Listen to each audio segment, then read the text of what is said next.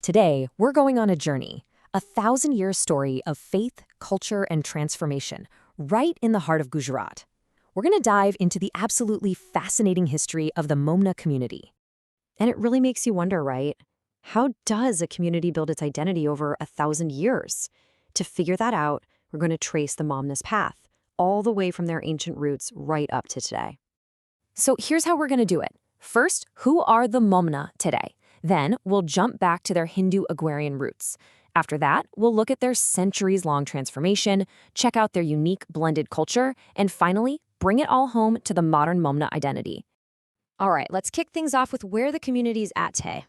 So the name itself, Momna, actually comes from the Arabic word Momin, which means believer.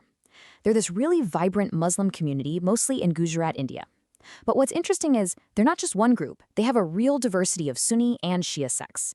Okay, so to really get the story, we've got to hop in our time machine. We're heading way back to trace their origins in Gujarat's historical farming society. And check this out. This quote from an old British gazetteer from 1880. It gives us our first big clue. It says they're descendants of Hindus of various castes, but it specifically calls out the Leva Kambi caste. Now, this is a huge deal, because the Leva Kambi were a major farming community there. It really anchors the whole Momna story right in that agrarian world.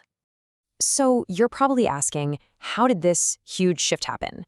Well, it wasn't overnight. We're talking about a transformation that unfolded over hundreds of years, pushed along by some really influential missionaries and, big political changes. This timeline really lays it all out for us.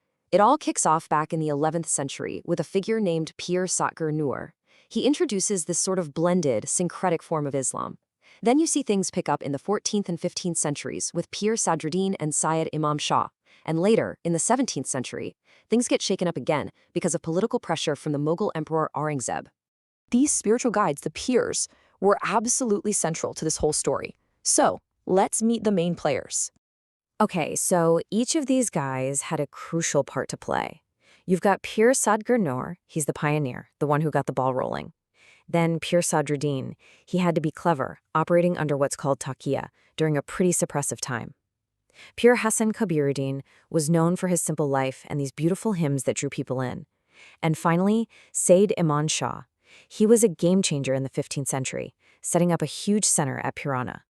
But here's where it gets really interesting. History is never simple, right? It's messy. And the Momna story is no different. That same old gazetteer, well, it actually gives us not one, but 3 different stories about how the conversions happened. So you have one account that says it was all Sayyid Imam Shah. This story even explains why some folks moved to the Kutch region because of a revolt in 1691. But then there's another story that gives all the credit to Pir Sadruddin, saying he became their main spiritual leader. It just goes to show you how complex these oral and written histories can be. And then there's a third story. This one is pure magic. It talks about a miracle, a Sayyid Sadruddin who supposedly zapped their ancestors to the Ganges River and back in the blink of an eye. And that's what convinced them to embrace Islam. It's just a brilliant example of how faith and folklore get woven together to explain where you come from. Okay, so with a history like that, you can imagine it led to a really unique culture, right? Let's look at how this amazing blend of traditions actually played out. We're back to that 1880 Times Gazetteer again, and this quote is just incredible. It describes them as Musulmans in little more than name. I mean, wow. The British official who wrote that was clearly just blown away by how mixed their identity was, how much they still held on to from their Hindu roots. So what did that actually look like day to day? Well, the records from back then are amazing. They celebrated Hindu festivals like Diwali. They used greetings like Ram Ram. They didn't always practice circumcision or daily prayers. And get this, they'd mark a baby's birth with a cross made of gulal, that red powder. All of these things are a direct line back to their Hindu farming past. Which brings us all the way to the present day. So how do we tie all this history together with the Momna community now? Well, the clues are still there, hidden in plain sight, in things like family names and even in their DNA. Just look at some of their last names. You see names like Vijapura, Rajpura, Manusia. These aren't just names, they're like little maps. Vijapura literally means from the village of Vijapur. They point directly back to the specific villages their families came from. And these are areas that are still home to farming communities like the Patels today.